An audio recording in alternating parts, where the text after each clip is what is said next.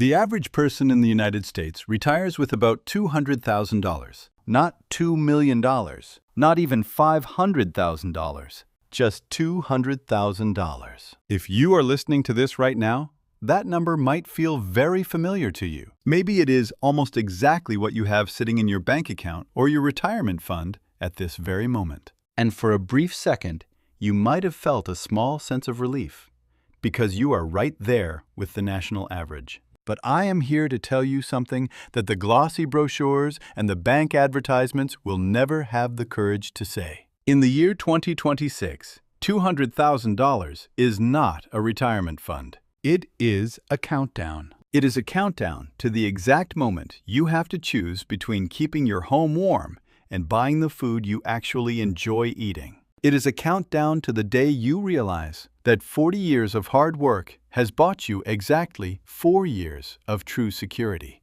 And then what happens when the battery runs out? Before we go any deeper into the brutal math that explains why the American retirement system is broken, I want to ask you for a quick favor. If you find this information valuable and want to protect your future, please take a second to hit the like button and subscribe to the channel right now. Your support helps us reach more people who are struggling with these same fears. Also, please leave a comment below and tell me if you honestly think $200,000 is enough to survive in today's economy. I read every single comment because I truly want to hear your perspective and your story. Now, let us look at the harsh reality of 2026. We have built a social system that practically guarantees most people will keep working until they are at least 75 years old. And the worst part is that we pretend like this was always the original plan. To understand this, you must think of your retirement savings like a physical battery. You spend 40 years of your life charging this battery while you are working and producing. Then, you need that same battery to power your entire life for another 30 years without ever being able to recharge it again. The fundamental question you must ask is, how big does your battery actually need to be to survive? There is a traditional rule in finance called the 4% rule. Basically, if you withdraw 4% of your total savings every single year, the math suggests your money should last for about 30 years. But let us run that calculation with the actual numbers that most Americans have today. If you have $240,000, 4% equals exactly $9,600 per year. That breaks down to exactly $800 per month from your retirement savings for the rest of your life. Now, ask yourself honestly, how does any human being live on $800 a month in the year 2026? The answer is very simple. They do not. This is the exact reason why Social Security was created in the first place. But the average Social Security check right now is only about $2,000 per month. When you add that to your $800 from your personal savings, you are looking at $2,800 in total monthly income. Here is where the math becomes truly terrifying for the average family. Data from the Bureau of Labor Statistics shows that the average retired household needs at least $5,000 per month just to maintain a basic lifestyle. I am not talking about a luxury lifestyle or traveling the world on a cruise ship. I am talking about the bare basics, like housing, utilities, medical insurance, and healthy food. So you have $2,800 coming in, but you have $5,000 going out. That gap is a $2,200 per month problem that will not go away. And that massive problem has a very specific and painful name. It is called a part-time job at age 70. This is exactly why nearly 30% of Americans older than 65 are still forced to stay in the workforce. They are not standing there because they are passionate about greeting people at a giant department store for 10 hours a day. They are standing there because the math of their life does not work any other way. And this situation is getting weirder and more difficult every single day that passes. Social Security was originally created back in 1935, when the average life expectancy was only 61 years old. Back then, the retirement age was set at 65. The entire system was literally designed assuming that most people would die before they ever collected a single check. That is not me being cynical, that is just the cold, mathematical reality of the 20th century. You were supposed to pay into the system your whole life, collect for 4 years, and then pass away. But today, in 2026, the average life expectancy is nearly 80 years old. You are now collecting Social Security for 15 or even 20 years instead of just 4.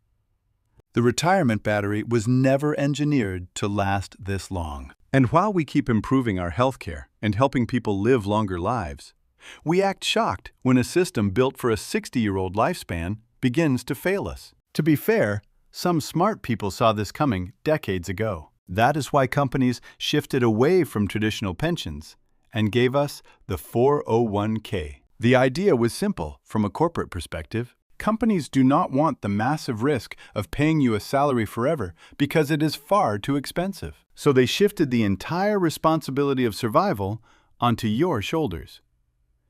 They called it freedom, and they called it personal responsibility. But here is the massive problem that nobody in the media ever mentions. Most human beings are not naturally gifted at managing complex financial portfolios while working a full-time job. The average person does not spend their weekends studying compound interest or analyzing expense ratios. They panic and sell their stocks when the market crashes because they are scared of losing everything. They buy into the market when everything is expensive because they are afraid of missing out on the gains. We took a high-stakes system managed by professionals and handed it to people who are just trying to get through their stressful work week. It is like asking an average person to perform their own heart surgery, simply because they have access to the internet and a scalpel. So what actually happens in the real world? People undersave for decades because life gets in the way. They invest too conservatively, and they miss out on the years of massive growth. Or they invest too aggressively right before a market dip,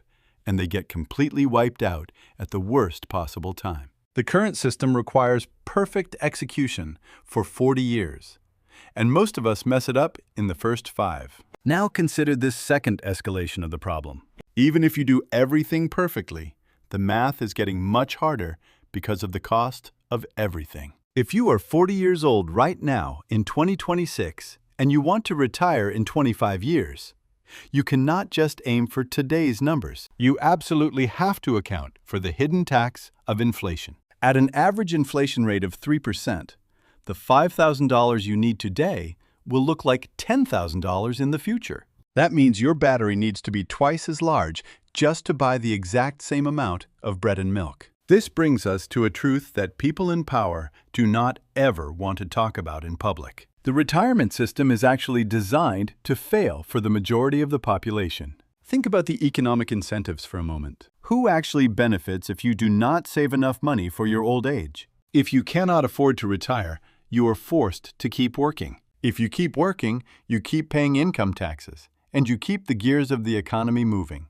I am not saying there is a secret conspiracy hidden in a basement. I am saying that the incentives are perfectly aligned to keep you in the workforce for as long as humanly possible. Corporations love this shift because they replaced long-term pension liabilities with cheap matching programs. Plus, if people cannot afford to quit their jobs, companies have an experienced workforce that has zero leverage to ask for raises. Even the financial industry benefits from this massive level of complexity. They make money on every single transaction and every hidden management fee in your account. The more complicated they make the system, the more they can charge you for the privilege of using it. Now, let us talk about the most terrifying part of the data we are seeing in 2026. The numbers are getting significantly worse in real time for the younger generations. Baby boomers who are retiring right now have an average of about $250,000. But Generation X is tracking significantly behind that pace. And millennials are facing even higher hurdles due to crushing student debt and insane housing costs. Each generation is saving less while needing more because they are expected to live longer. The entire trajectory of our society is moving in the wrong direction. And the government cannot admit this reality because the solution is politically impossible for them. They would have to either raise taxes massively or admit that the Social Security system is failing. So instead, they give us tiny, incremental changes. They raise the retirement age slowly, and they adjust formulas to pay out less money over time. They quietly shift the entire burden back to you, while pretending the system is perfectly fine. Let me give you a real-life scenario to make this concrete and understandable. Meet a man named Dave. Dave is 55 years old right now in the year 2026. He has worked a solid, middle-class job his entire adult life. He has about $240,000 in his retirement account. His wife has about the same amount in her own account. Together, they have nearly $500,000 saved for their future. They own a modest home, and they have no major debts other than a small balance. Dave thinks he has done everything exactly right, according to the rules. He plans to retire at 67 to get his full government benefits. But let us look at what his actual life will look like. Their combined income in retirement will be about $5,600 a month. Their mortgage is paid off, which is a huge win for their budget. But they still have property taxes, which are $4,000 a year and rising every season. Utilities, food, and basic car maintenance take another $2,000 a month easily. Then there is the black hole of healthcare costs. Medicare does not cover everything you think it does. Supplemental insurance and out-of-pocket costs can easily reach $600 a month for a couple. This leaves them with almost zero room for error in their daily lives. What happens when the roof needs to be replaced for $15,000? What happens when Dave needs major dental work that costs $8,000? Suddenly, the home equity they worked so hard for starts being drained just for basic emergencies. And if one of them needs long-term care in a nursing home, which now costs over $100,000 a year, they are wiped out in months. Dave is in the top half of savers in this country, and he still has almost no margin for safety. This is what success looks like in the current system we have. It is a game where the rules were changed while we were already playing on the field. Financial advisors tell you to start early and invest in low-cost index funds. That is generally great advice. But it is like telling someone how to win at a game where the entire board is tilted. The cost of living is increasing much faster than the average salary, and the safety net is being stretched until it finally breaks. Most people hear the phrase, aging workforce, and they think it sounds like wisdom and experience. But what it actually means is a lot of 70-year-olds standing on their feet for long shifts because they have no other choice. It means people who have contributed their entire lives are forced to keep running because the math does not work. I am not telling you this today to make you feel depressed or hopeless. I am telling you this so you can start making much better decisions right now. The first step is accepting that the average outcome is no longer an acceptable outcome. Having $200,000 is not a solid plan. It is a crisis waiting to happen. If you want a different result for your life, you must operate differently than the average person. That means saving more than feels comfortable and starting earlier than feels urgent. It means automating your contributions so you do not have to rely on your own weak discipline. Second, you have to understand that retirement is a lifestyle design problem, not just a math number. You do not need $4 million if you are willing to optimize your life for much lower expenses.